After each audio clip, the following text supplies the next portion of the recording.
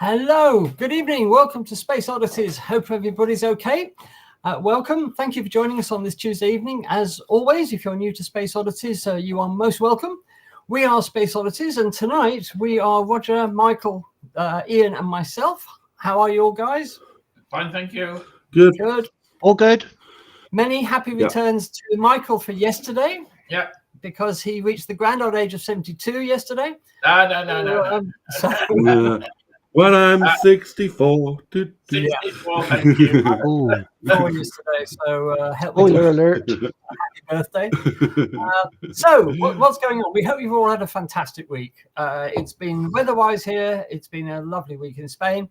A bit cold, but some beautiful clear skies and a bit of rain, but there we are. Anyway, enough about all that nonsense. So tonight, what have we got for you? We have got, well, quite a few things. We are starting a new feature tonight, which we hope you will like. We would really like your feedback on it, so do put it in the chat.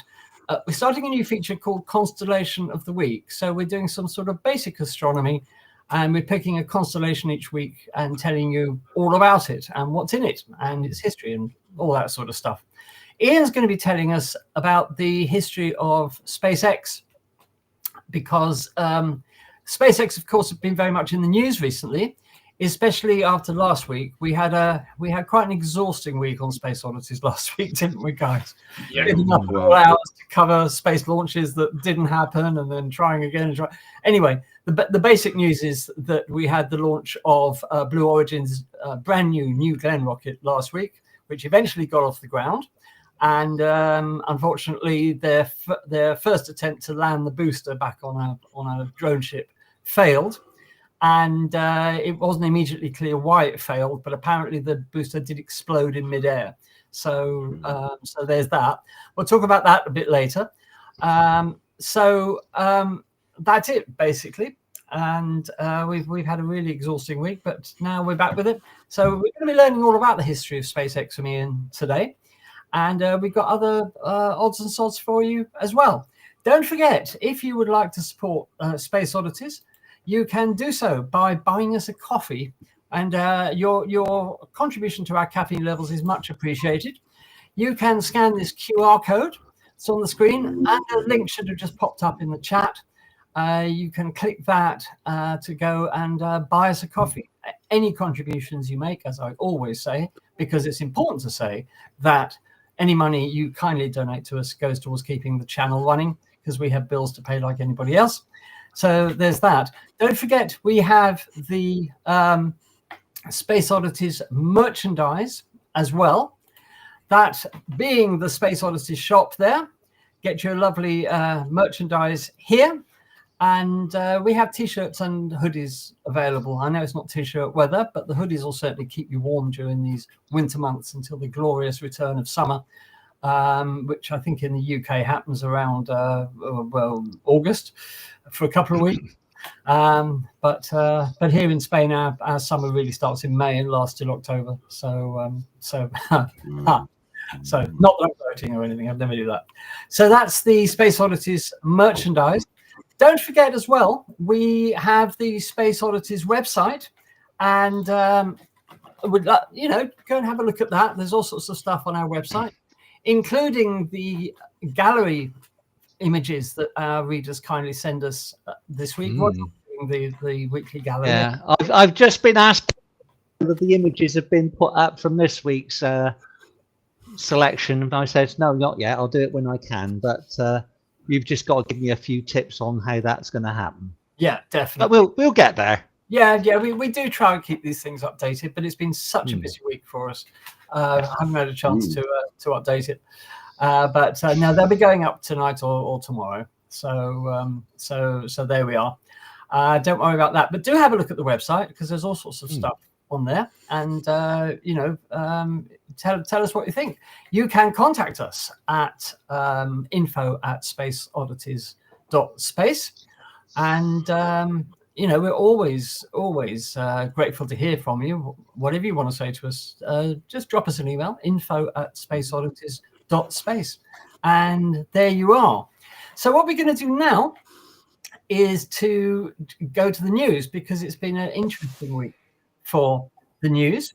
So just let me sort myself out here, and we will go straight to the news. And just let me sort this out.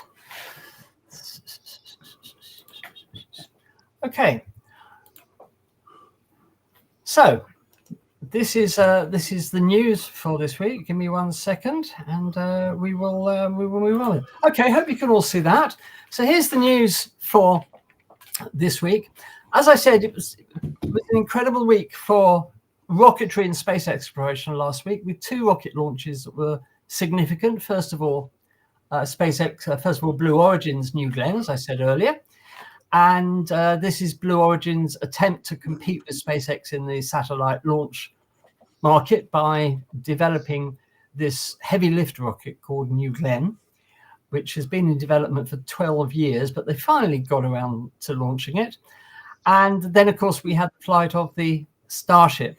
So let's deal with the Starship first. We had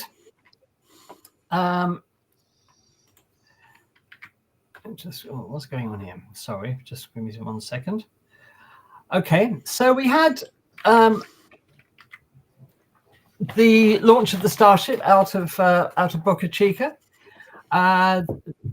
It was a case of good news, bad news, really, because the booster, the Super Heavy booster, SpaceX managed to repeat their amazing feat of catching the booster with the Mechazilla tower, but unfortunately the Starship didn't fare so well. So let's have a look first of all at the launch.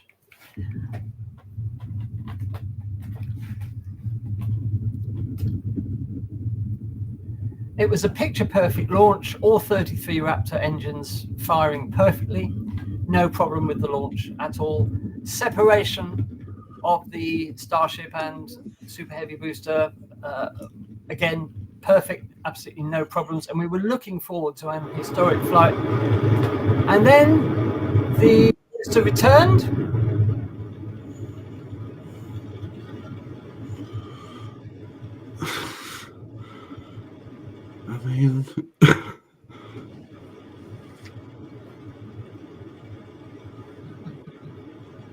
I mean,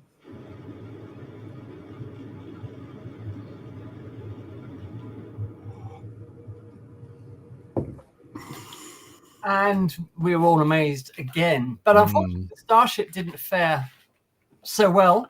On its ascent to orbit, the Starship exploded, and this has been attributed to a fuel leak above the engine compartment, which built up more pressure than the venting system could handle, and there you are. So an explosion.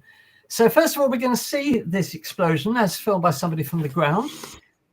You can see the Starship there, that little dot, and then that happened. Oh, yeah. that was lucky where the clouds were. Yeah, absolutely. And then there was a trail of debris. Yeah, of course. Very pretty. Like something out of Armageddon. Yeah, Hey. I'm getting out of here. Quite. I'm getting out of here. Yeah. So, unfortunately, the FAA have launched a full investigation because some of the debris fell outside the expected debris zone. So they always have to specify, if there were an explosion, where would the debris fall? And the FAA warned pilots and those at sea not to go into that area. But unfortunately, some of them seems to have landed on the Turk and Caicos Islands. They've been fishing bits out at the sea, which is outside the debris zone. So there's a full investigation. So that was that. A sad end to the Starship. We were expecting the deployment of simulated Starlink satellites and all sorts of other things during the mission. Wasn't to be, so obviously they will try again next time. But this is rocket science. This is so. I guess there'll be some extra souvenirs in the Turkos and Caicos Islands for sale then. Yeah, they had a picture of somebody's table outside their house, sort of a long picnic type table, stacked with bits of tiles. and Wow. even some of the new metallic tiles have been recovered. Oh, wow. So yeah, technically, of course, those tiles do belong to SpaceX, and SpaceX have said, you know, if you find any debris, then you need to return it to us. But I don't think that's going to happen somehow. No. So there you are. So that was that. So that was, you know, good news and bad news. The booster performed flawlessly, and it proved that SpaceX can catch the booster again in midair. Yeah. Which the first time wasn't just a fluke. So that's good news. But a sad end to the Starship. SpaceX have already said they know exactly what caused it, and they've already started changing the design of the Starship, so it will never happen again. So that's good news. So onwards and upwards, literally. Okay. Then we had or before that, we had the launch of New Glenn, this new heavy lift rocket with which Jeff Bezos hopes to compete with SpaceX. 5, 4, 3,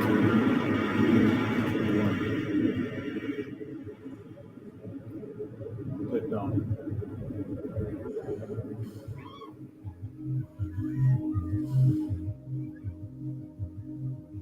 Beautiful launch.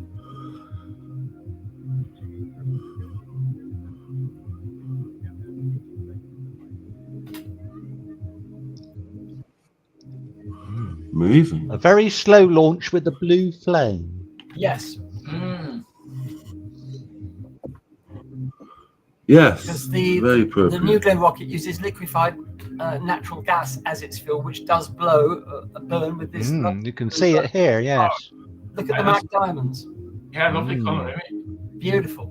Absolutely beautiful. And they did manage to deploy their Blue Ring technology tester. But unfortunately, as I said, their booster exploded in midair. They didn't manage to nail the landing on the drone ship. Not this time, anyway. Oh, right. I hadn't heard that.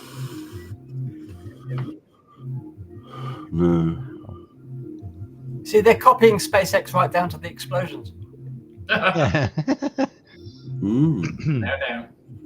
Bezos doesn't look happy there. Mind you, he never does. But a perfect launch. So there you are. And then there's this rather amazing story that I must bring you. This is human stupidity at its finest. So this is all about the European Extremely Large Telescope, which is under construction in Chile, the world's biggest telescope ever built, with a 39-meter mirror. And it's not far from the European Southern Observatory site of Paranal, which is probably the world's leading telescope complex. And they're in Chile because the skies are so amazingly dark and clear.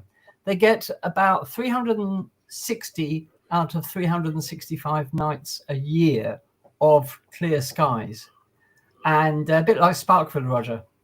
And No, definitely not. So Not this year.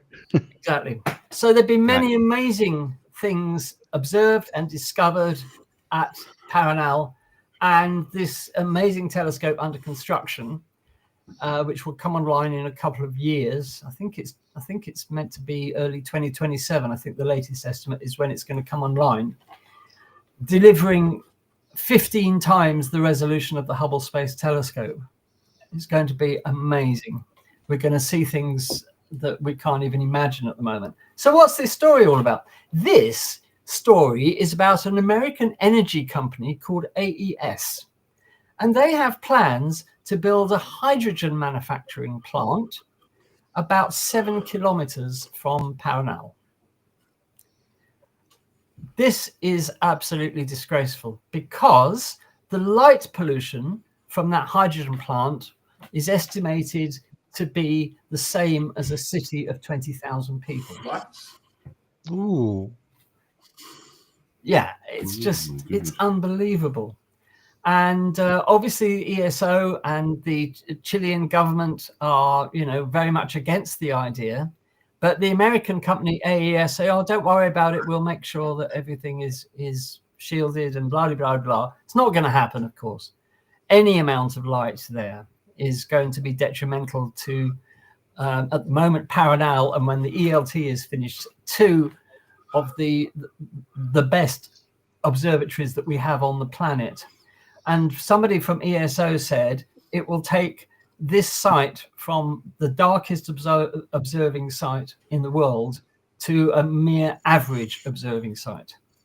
And this is a loss. And he said these 2 cannot exist in the same place, the hydrogen plant and the complex, the observatory complex. He said it just can't happen. No. I think it's just disgraceful. Now that we've had a change of government in the US, whether they will try and pressure the Chilean government to let this plant go ahead, I don't know. Mind you, it is about renewable energy. It's all about hydrogen. So I don't know politically how that will play. But it's, it could be a disaster for astronomy. So absolutely unbelievable. Anyway, let's move on to something a bit happier. This is what the ELT looks like now. This is from November of 2024.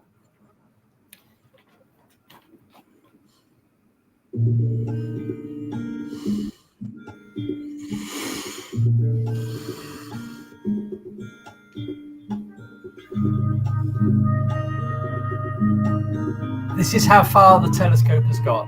This is amazing. Oh, wow. Oh, wow. Oh, I mean, look at the size of this thing. You'll see some people in it, and you'll see just how massive this is. Are those cranes borrowed from SpaceX? They are actually, yeah. They look about the same size. Yeah. Oh, look at that mirror. Or what could be the mirror. You see the size of the honeycombs that are going to go in there? yeah. They finished that bit, the mirror cell. That's all built. You get a good view of it here. I'd love to go. Yeah. Wow.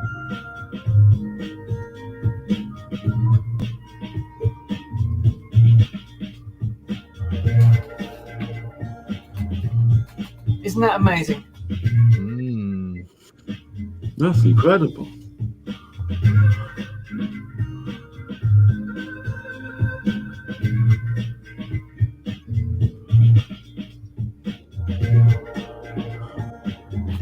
Looks like something from a Bond film. It does, doesn't it? Anyway, I just thought I'd show you that. Oh, yeah, This is a cathedral of astronomy,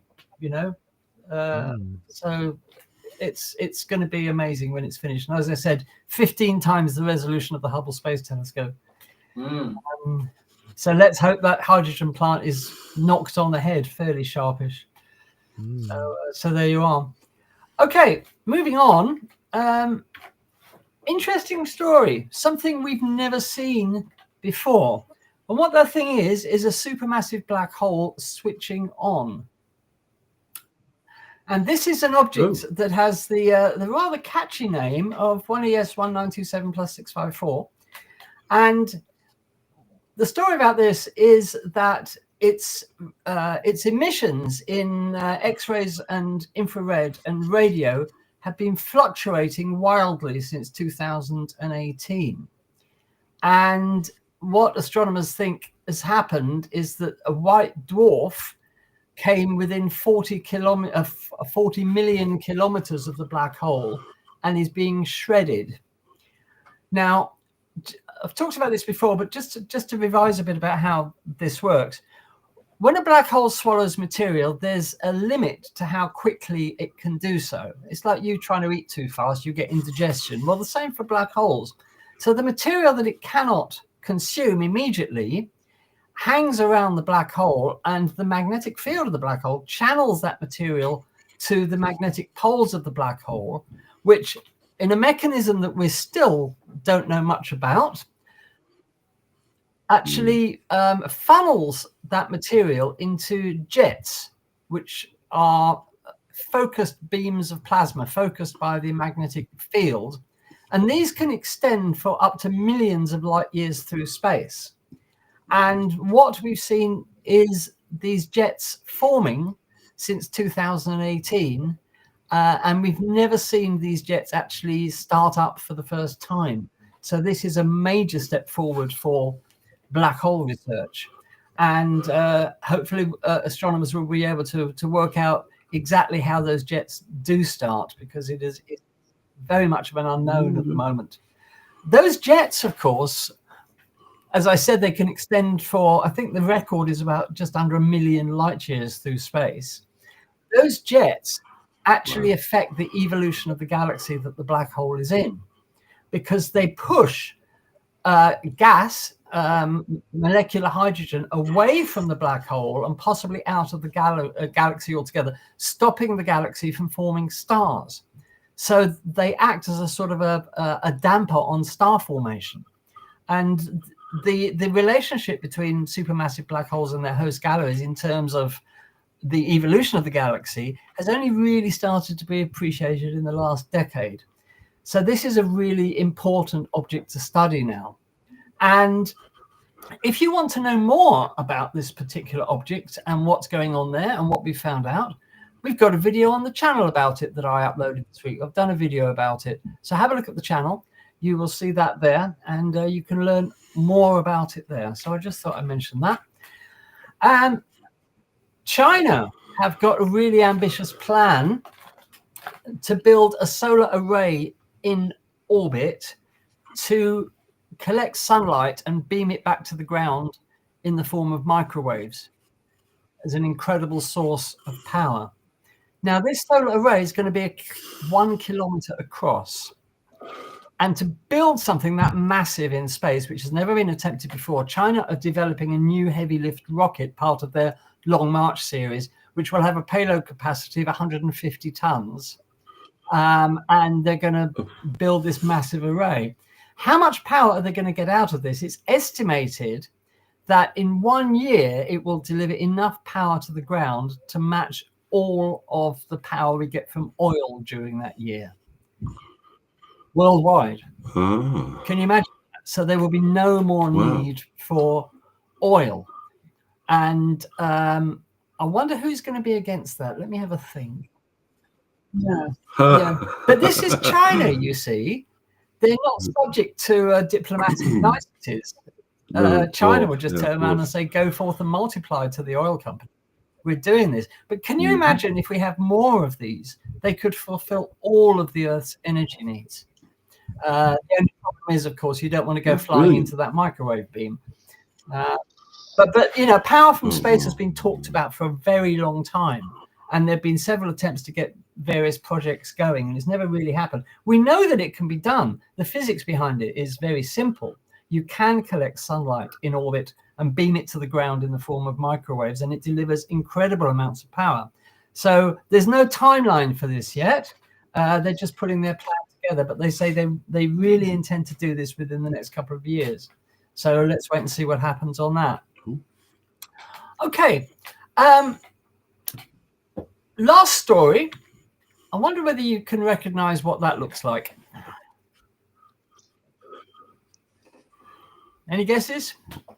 It's the meteor. It's a meteorite impact. In fact, this was a chondrite meteorite, so quite a rare meteorite that hit somebody's drive in Canada. And that's amazing. But what I do want to show you, this has never been seen before. This was actually captured by the doorbell camera, the actual impact. We've never actually seen a meteorite impact happen in real time before. So have a look. Or heard it. Yeah, and heard it. Yeah. So you have to listen to this. What? What the? That was it. That was it. That was the impact. Wow. There you go. Hang on. Let me just maximize this and just play that again. So there we are. You see it now. Oh, wow. And that, yeah. Good grief. And again.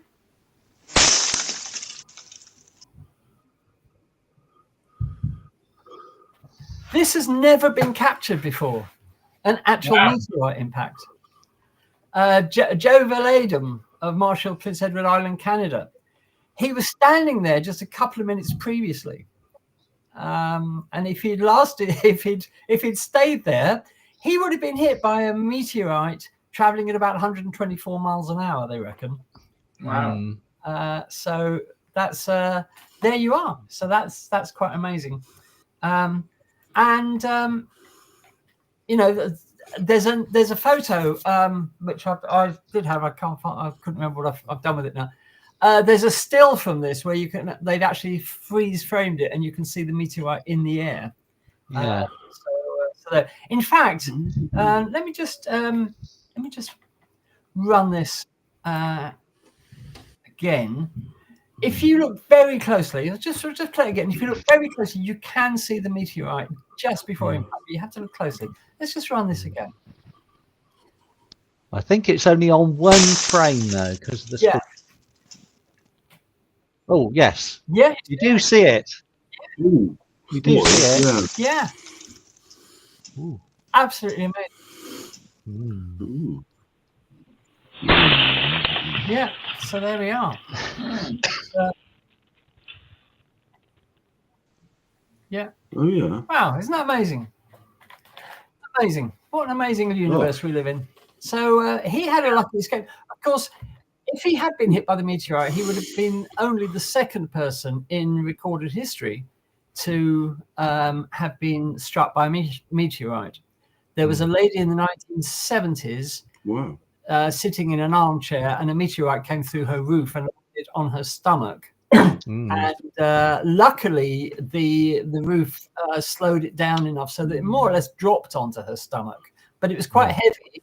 And there's a photo, I'm sure you can find it on the internet, of her stomach with this enormous black bruise on it. But there we are. So that was the news for the week. Quite an interesting week. So what we're going to do now is we're going to go over to, as always, Roger, and Roger's going to tell us all about what's up in the sky and wander through the gallery for this week. So absolutely right. Okay, so here we go for coming up to the end of January already. So how time flies. We're currently tonight about a last quarter, going through to a waning crescent through the week. So if you get a clear sky, then you might get to see it. But it's currently quite low, rising through the sky. So it's not terribly impressive. Not that people want to see the moon anyway. But here we are through the night sky, looking due south at 10 p.m. through this week. We've got Orion dominating the southern horizon there, with Jupiter shining mightily, and Mars. Although Mars did have its opposition just last week, so it's still a good object to look at, whether you're photographing or observing it. So all well and good there. So all quite fun. And as you can see, we are starting to get the spring constellations of Leo and Virgo coming up through the skies. So we'll be getting to the galaxy season soon. And also, if anyone is interested in the Messier Marathon, which will be in March, I believe. Oh God, it's nearly Messier time again. Jeez. It certainly is. And well, just after sunset, you have got Venus and Saturn quite close together in the evening sky. Although Saturn will be a bit more of a difficult target, so you obviously need binoculars to see it more clearly. But they are quite close together through this week, and as you can see, they are coming apart there, so to speak. But they did have their time together.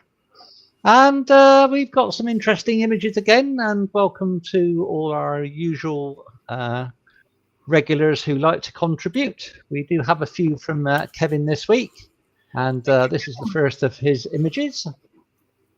And this is the lunar southern highlands. Oh, that's nice. Clavius. Yes, that is Clavius there, with all the other little I love it. Clavius lit craters inside it. Yeah. Clavius was made famous in which film? 2001: A Space Odyssey. 2001: A Space Odyssey. That's right. That's where they created Oh, a that's base where they in went. that crater. Yes, there we are. Yes, very lovely. And Beautiful. then we've got, we're moving further up north to the Apennine Mountains and the western shores of Mare Imbrium, which is his favorite area of the moon. Oh, hang on. Hang on. Oh. There we are. Oh, the lunar Details atlas. on there. Oh, that's nice. Yep. Isn't it? They are amazing. Even in a small telescope, they look amazing. Oh, absolutely. And Oh, we can obviously see quite a lot of details there with that low angle of the sun coming across there. Yeah, beautiful. Well done. Well done, Kev. Yeah, just got highlights of some of the mountains there, just catching the morning rays there in the darkness of the lunar morning there. Beautiful image.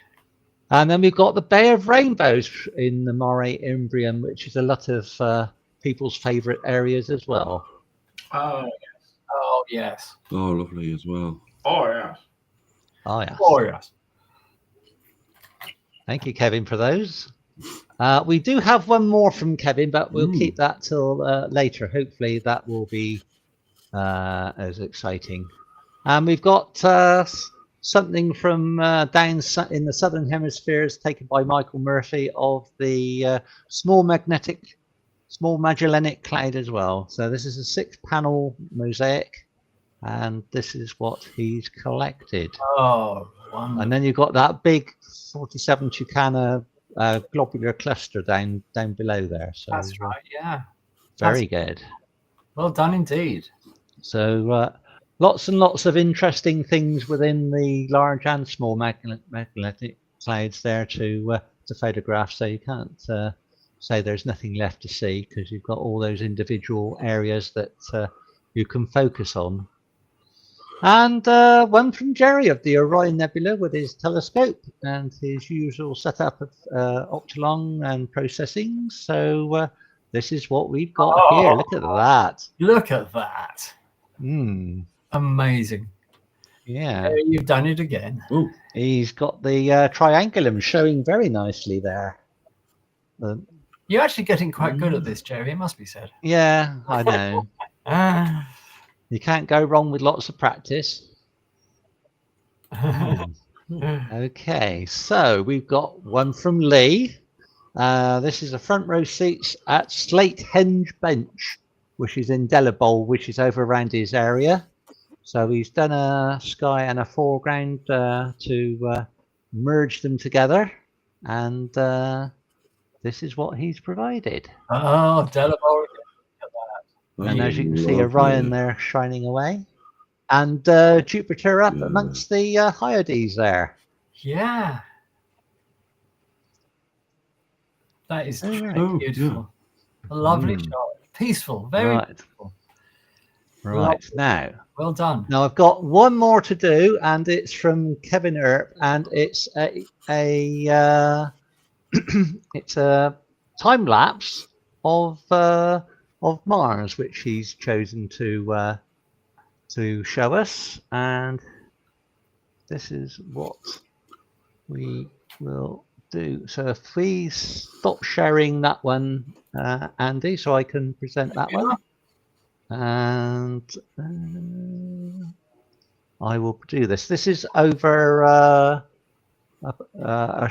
period of time to get it, but this is 3,660 times real-time speed. Oh wow! Kev, that's amazing. That's amazing. It's like watching the old BBC Earth rotating on the introductions before a program starts. Now you're showing your age. Yeah. But, yeah. You all know what I mean. But look at the details on that. I know. Can you just play it again? Yeah, of course I will. Oh wow! I think this was over a 10-hour period, over the 10th and the 11th. Or well, it's got there between 5 to For only 153, so it's just over 5 hours actually. So it's really good. Well done. Amazing. Yes. That is, I'm jealous. Yeah, me too. I want to do things like that. I know. Okay. Right. The Okay. dedication put. Oh, hang on. The dedication put into these images is just absolutely astonishing. So well done, Kevin. Yeah, well done, Kevin. Thank you for that. And they will be up on the website soon. Very soon. Very soon. I promise you. So if you would like to send your images into us, now don't be intimidated by what you've seen tonight.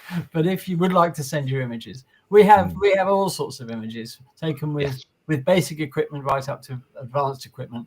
If you'd like to send us your images, because we love looking at them, I'm sure our viewers as well, then attach them to an email. Send that email to gallery@spaceoddities.space, 1 image per email, please. And they'll be featured on Tuesdays, and we'll also put them up on your own little gallery on the website. And please do keep the images coming in, because we really love them. So there we are. So thank you for that, Roger. So what we're going to do now is go over to Ian, and this is just ahead of our new feature that I mentioned earlier, Constellation of the Week, and this week it's Ursa Major. But you can actually measure the size of Ursa Major with your hand, and this is what Ian is going to show us now. So take it away, Ian. Remember how to do this. Screen share. So I've got window. I've got media player. Share that. Is that sharing? Let's just put that into the screen. There we are. Down there now. There we are. There we go. Yeah. So I'll just let it run. There's a credit I need to give later, but I will tell you that in a minute. Yep. So play.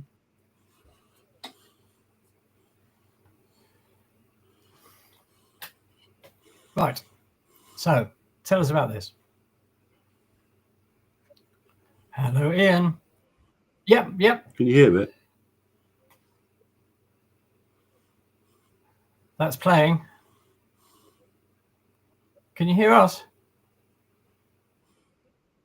Right. I can hear you. Can you hear my just start talking. Oh. Got a problem? Well, it's I did it as a video. So that's all. So we got the plough there. Yeah. So obviously we know that constellation. You can see it's 10 degrees between the two stars there, 15 degrees between those two stars, 25 degrees between the other two stars. Okay. Yeah. So, and of course you can find Polaris quite easily with the pointers. So, if you have a look at this diagram, we have 1 degree with your pinky held out held out as far as you can. 5 degrees with 3. 10 degrees with your fist. 15 degrees with 2 fingers like that. 25 degrees as shown. If you look at the star chart, if you know idea how to interpret it, now you do. So there you go. As simple as that. Questions? Short and sweet. Yeah. So if you extend your little finger and your thumb, you've got 25 degrees, and you can use that to measure angular distances in the or angular separation in the sky. Talking about the plough, let's have a look at the whole constellation of Ursa Major. Ursa Major, of course, is probably the most well-known constellation because it does feature the plough. Now, the plough is what we call an asterism, and an asterism is a notable group of stars within a constellation. So everybody knows the plough, but of course, that's not the whole constellation of Ursa Major. As you can see from this, there are quite a few other stars, and together they make up what's called the constellation of the Great Bear, because to the ancients it looked like a great bear striding its way across the heavens. And let's have a look at an overview of it. It's one of the most recognizable constellations in the sky. It's got the Plough, it's got the Great Bear, and Ursa Major is a circumpolar constellation. What this means is that from the northern hemisphere, it never sets. It wheels around the pole star, Polaris, but it's visible throughout the year, which means that navigators, particularly at sea, have in the northern hemisphere have always been able to use it for navigating depending on the time of year. So it's had a great significance for maritime navigation. Several cultures have linked Ursa Major to lots of different myths and legends. And also, of course, it's been used to mark the passing of the seasons because it's always visible. And this has had great effects on agriculture because it's told farmers when to plough, when to seed, when to reap. And these are of great significance to history. So it's always been a really significant constellation. There have been lots of different interpretations. Some cultures have seen it, as I said, as this great bear. In some ancient civilizations, it was seen as a chariot wheeling across the sky. And yet other cultures interpreted Ursa Major as a great warrior and tying their stories, their myths and legends to the night sky. There are lots of notable objects in Ursa Major. There are lots of deep sky objects. Here are some of the Messier numbers in Ursa Major: M40, 81, 82, 97, 101, 108, and 109. Many of these are quite famous for astronomers, especially those who are starting out in astrophotography. 101, of course, is a face-on spiral galaxy, although it's not incredibly bright. You've got the famous Owl Nebula, a planetary nebula, M97. You've got the Cigar Galaxy, M82, and so on and so forth. Interestingly, M40 was reported to Messier as a nebula because in those days they couldn't really get the angular separation that we have with modern telescopes. So it seemed like a much bigger object. But when Messier investigated it, he did in fact recognize it as a double star. So in fact, it's the only one in the Messier catalogue that is a double star and not a deep sky object. But Messier added it into his famous catalogue as M40. Then we go on to the new general catalogue, the NGC objects, lots of those in Ursa Major. And I don't know, guys, whether you are familiar with any of these. Anybody photographed any of these? Viewers, if you photographed any of these, please let us know in the chat and tell us which one's your favorite. Any of those familiar, guys? No? I know what they all are. And Bard but has anybody actually observed any of these? Yeah. No. No. Okay. Just the usual suspects. Just the usual suspects. Yeah. Yeah. So if you're interested in deep sky objects, there's a whole plethora of them in Ursa Major to investigate.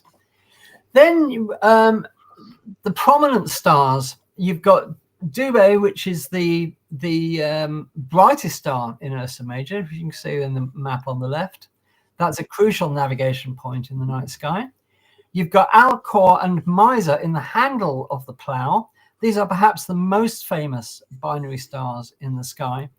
And you've got Merak and Dubhe are, of course, known as the pointer stars because, as Ian said earlier, they point to Polaris, the pole star.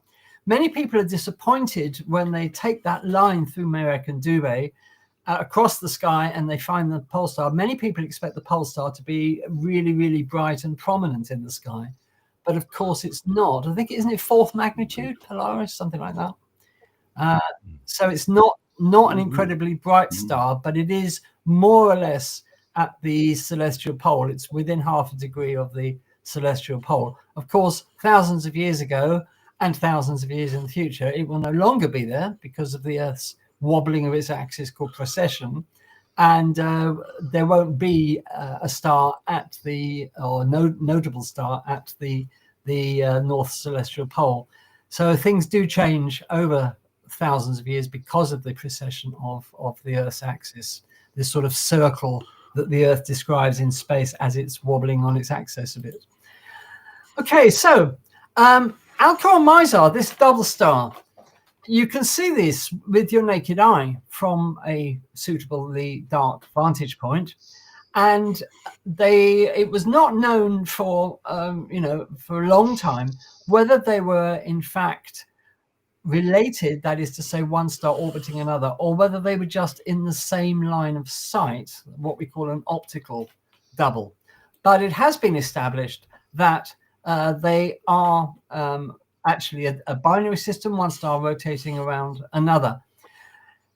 We've discovered, or astronomers have discovered, that Mizar itself is a binary system on its own, consisting of Mizar A and Mizar B, which orbit each other with a period of 20 or so days. And these were the first binary stars discovered with a telescope by Galileo, of all people, in 1650. He was the guy that discovered that Mizar is in itself a binary star. And they form what we call a wide binary system. They're about Alcor and Mizar are about 74 light years apart. And their orbital period is between 500,000 and 750,000 years. And I remember when I was young and getting into astronomy, I was asking myself whether I would ever see any change in those stars where you could actually see them move around each other in the sky. But with a period of 500,000 years, it hasn't changed since I was born, unfortunately. But then only in 2009, it was confirmed that Alcor itself is also a binary system, Alcor A and Alcor B. Alcor A has a faint red dwarf companion called Alcor B. So you've basically got two binary stars orbiting round each other, which leads to some interesting dynamics for any planets there, if you think about it. So this is a recent discovery. These two are two binaries co-orbiting. Then moving on to what we're going to look at now is some famous astronomers who studied Ursa Major. First of all, of course, as we mentioned, we've got Galileo, who discovered that Mizar was a binary system in its own right. He couldn't confirm at the time whether it was a physical binary star or just an optical double, but it is actually a physical double.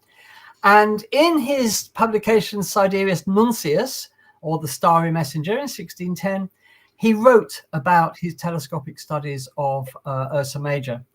And he used that telescope of his to show that many stars which appeared as single points of light to your eye are in fact multiple star systems.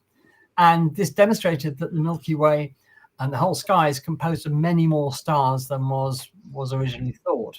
The significance of this is that all of his observations reveal the universe, a hidden structure, if you like, and this changed the Aristotelian and Ptolemaic views of the universe. So it was another challenge to the established order by Galileo. Other observers of Ursa Major have been Charles Messier. Obviously, he catalogued objects in it, as we've said, and also, as well as Charles Messier, William Herschel discovered and catalogued multiple objects in Ursa Major, and he put these into his catalogue of nebulae and clusters of stars in 1786 and later. Part of those are now part of the NGC, the New General Catalogue, and there's some examples there: NGC 2681, 2841, and NGC 2976. And Herschel was really a cataloguer of nebulae in the sky, and he catalogued over 2,500 objects across the sky. So there we are. Then, just to summarize, Ursa Major has had many different cultural representations throughout history, different myths and legends associated with it. It's been associated with navigation, particularly at sea, agriculture to mark the passing of the seasons, and it's one of the very, very favorite constellations in the sky for astronomers, especially people just starting out in astronomy. Many people start by using Ursa Major to find their way around the night sky. So there you have the constellation of Ursa Major. We will return next week. Next week's constellation of the week will be Orion. Viewers, if you have any suggestions as what you'd like to see in constellation of the week, and you like constellation of the week and you think it's a good idea, put it in the chat. Any constellation you suggest we'll consider. And next week, Michael will be guiding us through the wonders of Orion, which I think we agreed here it's our favorite constellation, is it not, Orion, guys?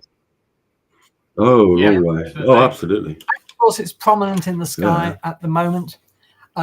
We won't lose it from the night sky until the beginning of spring, really. So you've got plenty of time over the next couple of months to get out and observe Orion.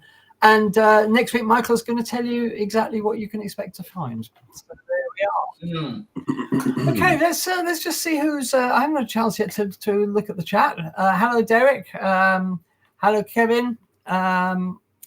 Good. Derek says yes. I enjoyed that. So there we are. So thank you, Paul. Paul says.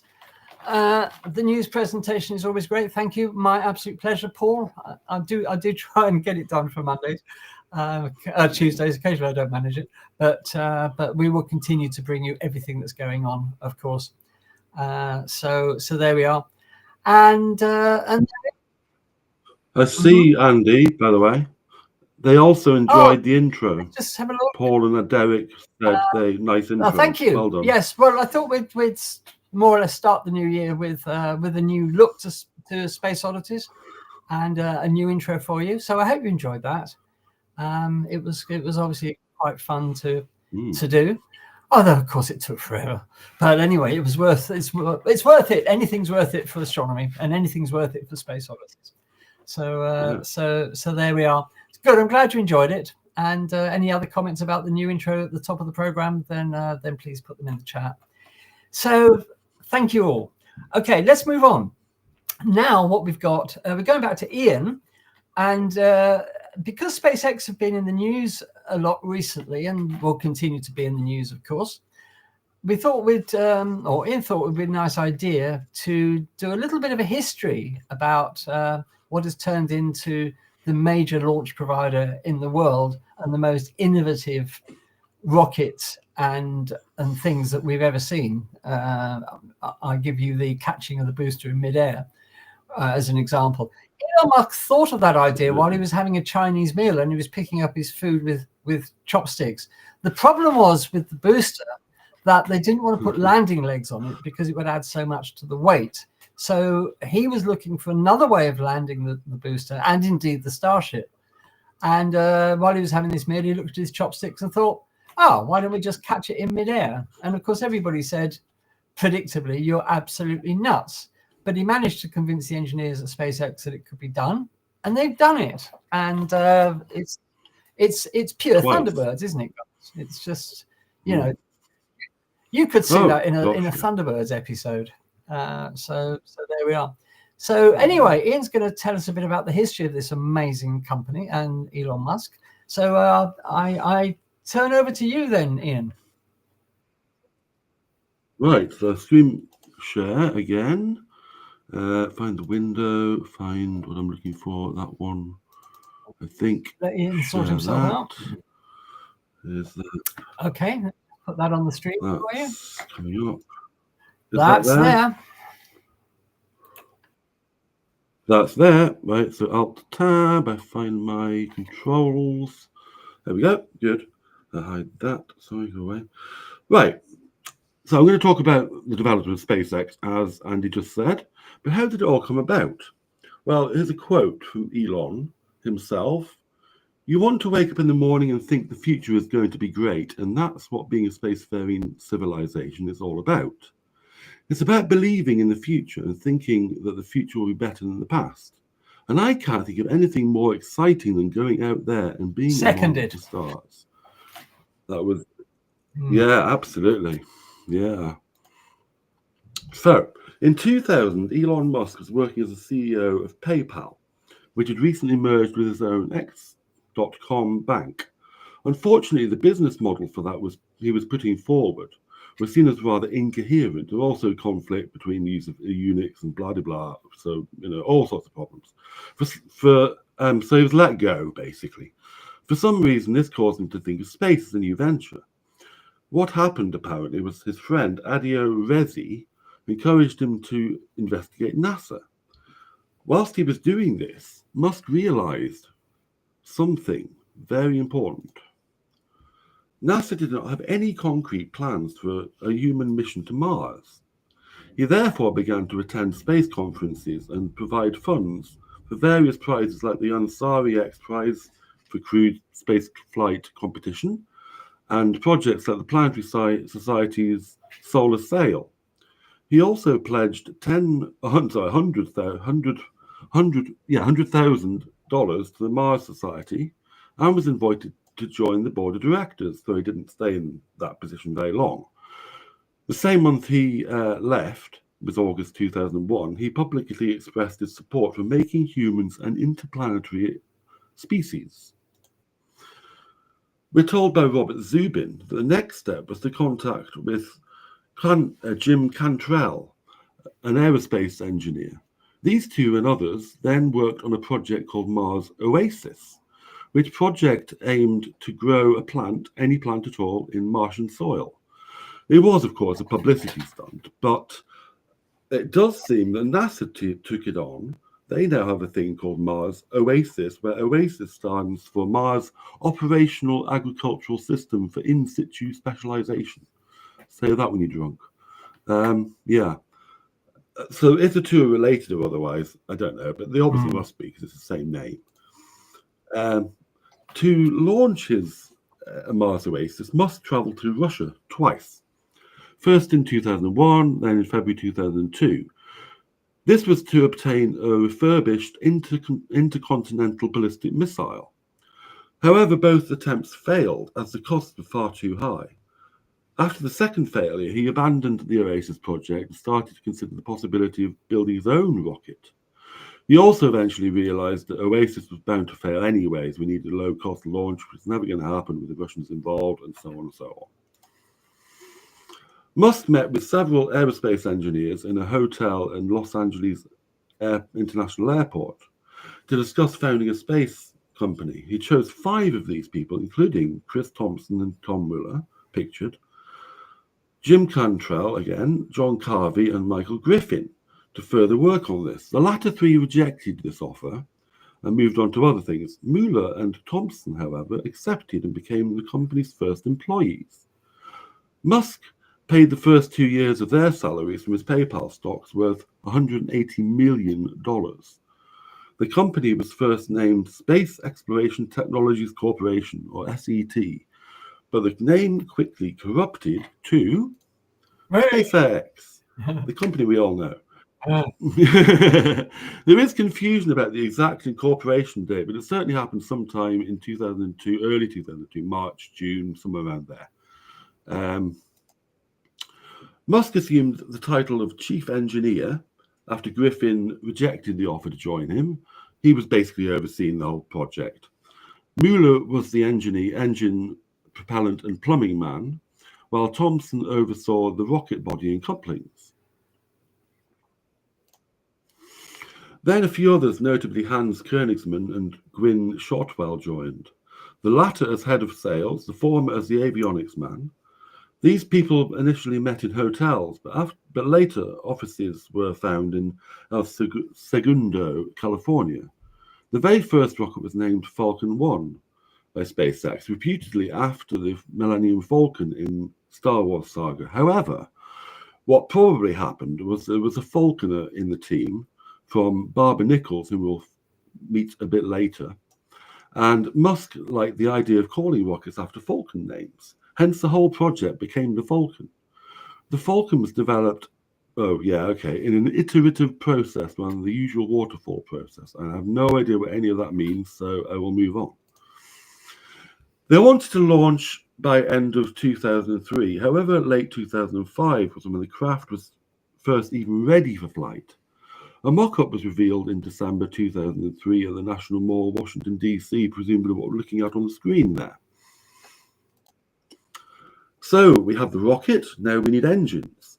To launch, we need around 310,000 newtons of thrust. And Musk wanted to use kerosene propellant liquid oxygen. Mueller, however, had very little experience with turbo pumps, the dual pump needed by liquid rocket engines to get them off the ground. He therefore outsourced to NASA, initially using the fast-track pump. This would take too long for SpaceX, however, so they contracted the company Barber-Nichols, who we just met, to make that pump directly. Because of the name Falcon, an employee of that company suggested a type of Falcon should be the name of the engines. Hence, we got Merlin for the first stage and Kestrel for the second stage. SpaceX initially wanted to launch from Vandenberg Air Force Base, or later the Space Force Base. 3 static fire attempts were indeed made, with the last successful. However, the Malaysian government contacted them in early 2003 concerning the launch of RASAT. This prompted the company to reconsider California, and particularly Vandenberg, as the best way to get to a near equatorial orbit. For safety reasons, the rockets cannot be sent east, obviously, over the continental USA. Also, the rocket would need the momentum of the Earth itself to help launch the satellite. This would need the fastest place on Earth, which is the equator, essentially. $7 million later, SpaceX selected Omelek Island in, I can't even pronounce that, Kwajalein Atoll, to launch Kazakhsat. Furthermore, Vandenberg scuppered their chances further by delaying clearance of SpaceX launch. Another $7 million in equipment was abandoned in Vandenberg, and SpaceX felt that there was no point suing, and there was no point waiting either, so they just moved on. Technically, we weren't kicked out of Vandenberg, we were just put on ice, said Musk. The Air Force never said no, but they never said yes either. This went on for 6 months. The resources were draining out of the company. Effectively, it was just like being starved. That's from liftoff, Elon Musk in the desperate early days that launched SpaceX. The employees went on strike, however, one day before the first attempted Falcon 1 launch. But, hey, cigarettes and chicken wings were airdropped and they stood down immediately.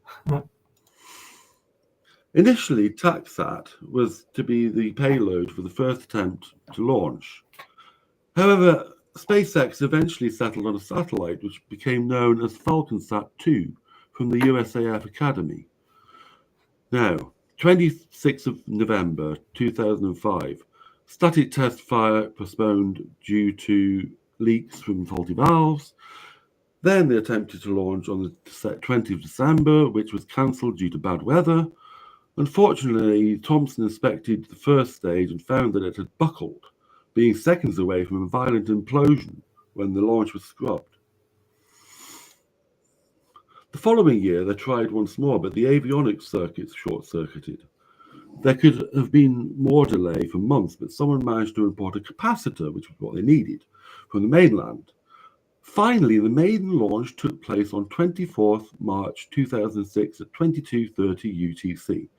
But a fire broke out and caused the Merlin engine to flame off at T plus 29 seconds. The FalconSat 2 was found intact the next day, thank goodness, however.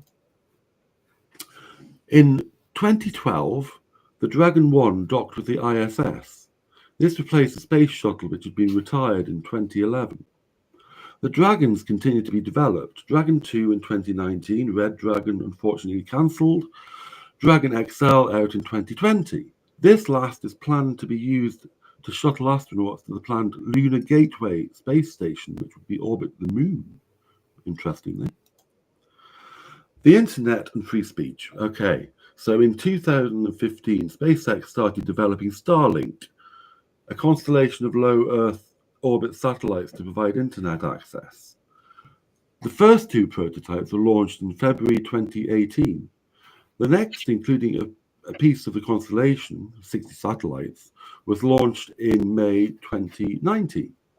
These satellites continue to be launched, and critics, however, say they block the view of the sky and pose collision threats. SpaceX sent Starlink terminals to Ukraine in 2022 on the eve of the war, possibly with the intention of trying to level the playing field. They now looked at the idea of reusable rockets, that is, rockets that return to the Earth either fully or at least partially intact and recoverable. This has many advantages. Cost is kept low. The environment is not littered with waste, both space and the oceans. The technology can be recycled, i.e. the equipment can be shared with other payloads, boosters, rockets, whatever. Obviously, the manned flights were returned intact with the people inside them, but the capsules were not necessarily reused. What we're talking about here is reusing the engines, rockets, so on and so on and so on for later space flights.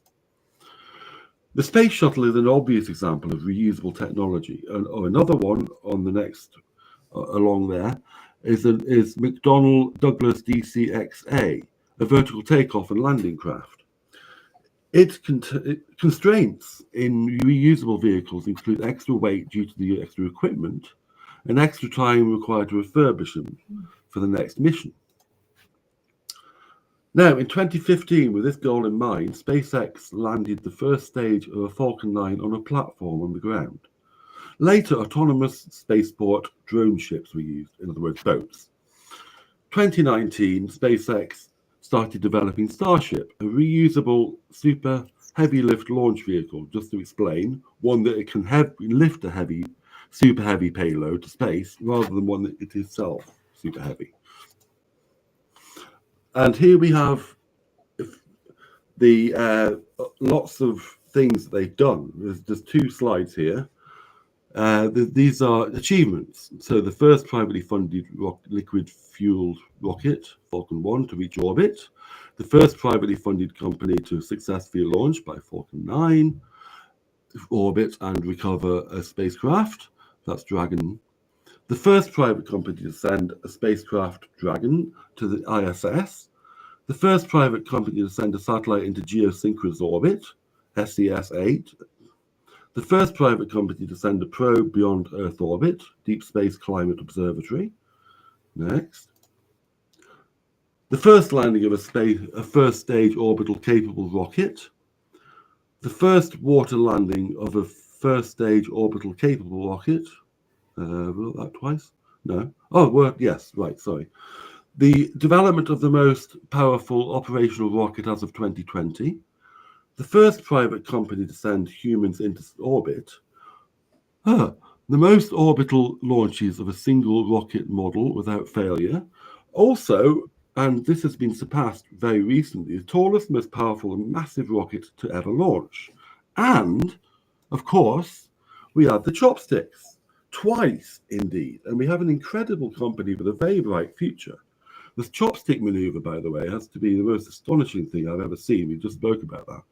And I showed it to a group of non-science friends, Christians, in fact, and they were blown away. We started talking about the moon landings for some reason. They, though they were strong Christians, agreed that we have definitely been there and done that, walked on the moon. The point is that SpaceX is getting non-experts interested in space. From there, SpaceX has, with the inevitable setbacks, gone from strength to strength. There are issues that will need to be dealt with, of course. The backlash from the proposed Martian city, for one thing. For my part, I think we would need to surround Mars with a huge shield like Trantor on the Foundation series, or dome structures all over the place. Maybe use craters and place shields over them and dust over the shields to minimize the radiation. Or we would have to, figure out how to create Star Trek's Genesis. Khan! Yeah, maybe not. So, the new one, that is, loves the idea of going to Mars. Elon, get those rocket ships going because we want to reach Mars before the end of my term. That was a campaign rally in North Carolina in September. However, don't we need to return to the moon first? The president also wishes us to get back to the moon, though. I hope this can happen. However, Elon very recently on X said, no, we're going straight to Mars. The moon is a distraction. Okay, if you liked this and hated it or whatever, please let us know, but watch it again and again. We will have the effect of boosting our views, and perhaps you'll want to comment on the video. Live comments really don't count. The algorithm has not seen them. They disappear into the ether or something. Only static comments count. So please do like, subscribe, and comment. And that's it. Thank you. Indeed, indeed. Yeah, thank you, Brian. That was great. It just makes you realise what SpaceX have achieved. Yep. Sorry, I'll just bet you back on and get rid of that. Yeah, So great. Got rid of it already. Yeah. Yeah, as regards the history of this company, they really, in my opinion, they've really done for space exploration what the Apollo program did. We haven't had the same excitement about space travel since Apollo. I mean, we had the space shuttle, but generally people weren't that excited about the space shuttle. And once it had flown a few times, it became old hat. And you know, with the Challenger and Columbia disasters, you know, people were even less interested. Oh yeah, no, absolutely. Michael, you got any thoughts about that? Yeah, I'm just thinking, with the way SpaceX has developed over the last 20 years, is absolutely amazing. The actual,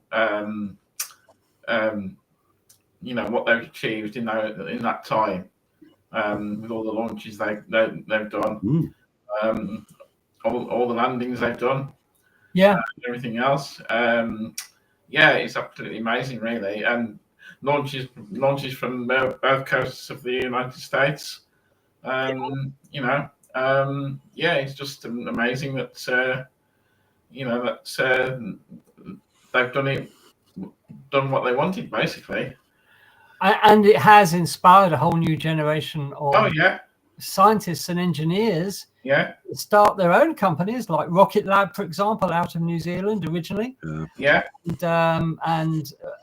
lots and lots of startup companies. So whereas and SpaceX taking over the launch market as it has, the satellites, well, quite, both military and government satellites, as well as scientific missions to the planets.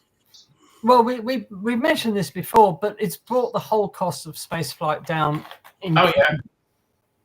If you look at the you know, the $26,000 it used to cost to get a kilogram of mass orbit with the space shuttle, and now SpaceX got it down to, you know, a couple of hundred. And Elon Musk was saying recently he thinks that when the Starship becomes operational, the cost of getting a kilogram into orbit will drop as low as $5.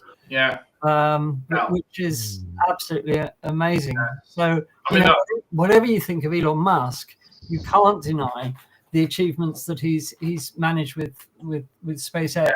I don't agree with going straight to Mars. No, I don't either. No. But he can't go straight to Mars because he's contracted to go to the moon. Well, yeah, he's got to do that as well. So he's got to go to the moon. Yeah. Because he's contracted to supply the HLS, the Human Landing System. Is there any more updates on it on a timescale on that? Yes. Well, no. Basically, they're looking at probably April 2027. Is it for Artemis 2?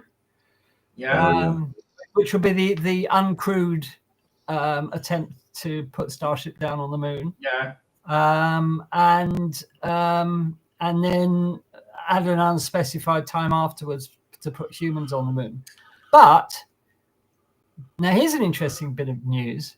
Now you have to remember we're dealing with Elon time here, so we can take it with a few kilos of salt. He says he wants to try and put an uncrewed Starship on the moon before the end of this year. Wow. Right. It's not going to happen, but you know, I mean, he may surprise us. He always surprises us. SpaceX always managed to pull a rabbit that nobody even knew existed out of a hat that's completely invisible. Yeah. So you know, yeah. I wouldn't put it past them. But I think, you know, with the loss of the Starship recently and everything being put back in terms of you know, mission objectives for Starship as far as the test flights go, I don't see it happening. But development of the lunar Starship, which is going to put people on the moon, is well advanced. And there's a lot going on that we don't see. That's the problem, isn't it? Yeah, yeah. Gerard says, he says, I think we should concentrate on establishing a base on the moon rather than a mission to Mars. If we do launch a mission to Mars, then we should send Trump and Musk to Mars. Yes. Yes. There is that point. Yes. They want to go there apparently, so that's fine. You know. Yeah. That's absolutely fine. So yes, I mean, the thing is about going to the moon, it's a test bed, isn't it? And Putin as well, yeah, and Putin. Yes, Derek. Send them all. And Zuckerberg. Oh no, dear. Yeah, the whole lot. The whole lot. Of them.